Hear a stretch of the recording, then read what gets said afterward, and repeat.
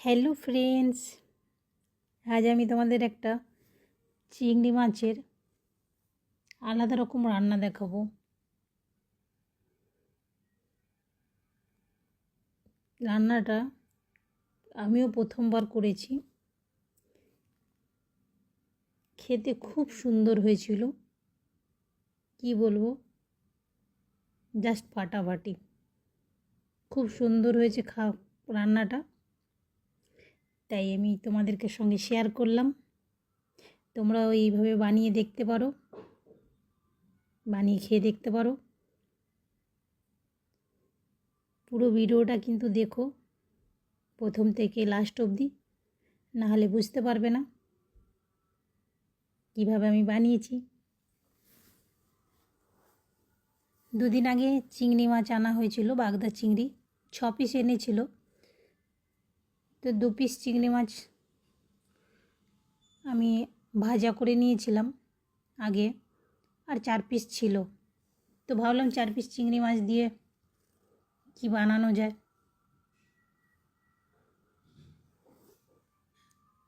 তো আমি কচু পাতা দিয়ে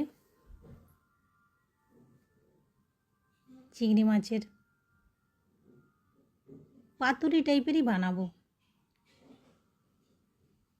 প্রথমে আমি চিংড়ি মাছগুলোকে নুন হলুদ মাখিয়ে নেব। সব কিছু আগের থেকে রেডি করে নিয়েছি আমি। একটু সর্ষে পোস্ত বেটে নেব কাঁচা লঙ্কা দিয়ে। নারকেল কুড়িয়ে বেটে নেব। এবারে চিংড়ি মাছগুলোর মধ্যে নুন হলুদ মাখিয়ে সর্ষে পোস্ত লঙ্কা বাটাটা দিয়ে দেবো, নারকেল বাটাটা দিয়ে দেবো। দেওয়ার পরে ওর মধ্যে এক টুকরো গন্ধরাজ লেবু কেটে তার রসটা দিয়ে দেবো। দিয়ে একটু সর্ষের তেল দিয়ে মাখিয়ে 10 মিনিট রেখে দেবো।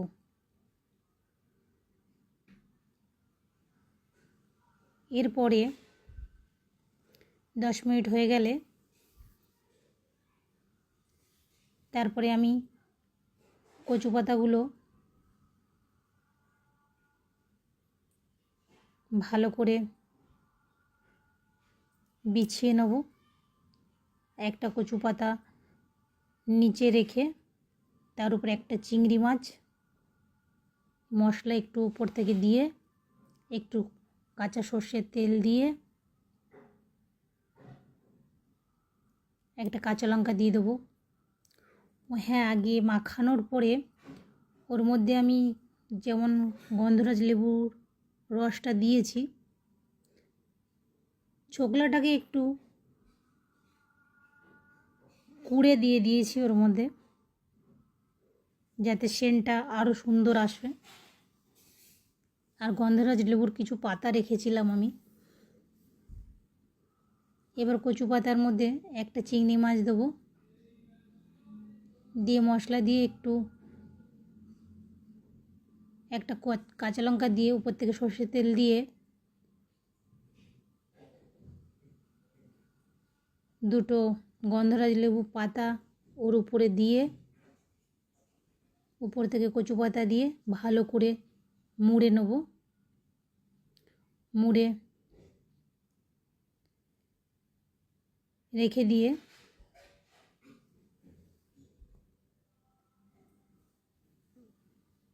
এদিকে গ্যাসে কড়াই বসিয়ে দিয়ে হালকা একটু সর্ষের তেল দিয়ে দেবো। সর্ষের তেলটা গরম হয়ে গেলে আমি একই প্রসেসে 4টে চিংড়ি মাছ মুড়ে রেখেছি। একটা দেখালাম তোমাদেরকে, 4টে দেখালাম না। আমি কোনো বাঁধিনি, আমি এইভাবেই করব।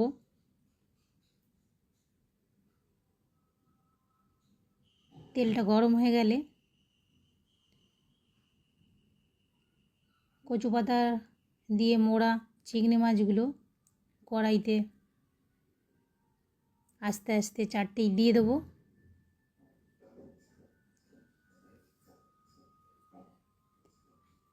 কড়াইতে দিয়ে দেওয়ার পরে চিংড়ি মাছগুলো উপর থেকে চাপা দিয়ে দেবো। গ্যাসটা কিন্তু স্টিমে রাখতে হবে, যেহেতু এটা স্টিমে হবে। গ্যাস কিন্তু বাড়িয়ে দিলে সব পুড়ে যাবে, ভালো হবে না। তাই গ্যাসটা স্টিমে রেখে দেবে। স্টিমে রেখে দিয়ে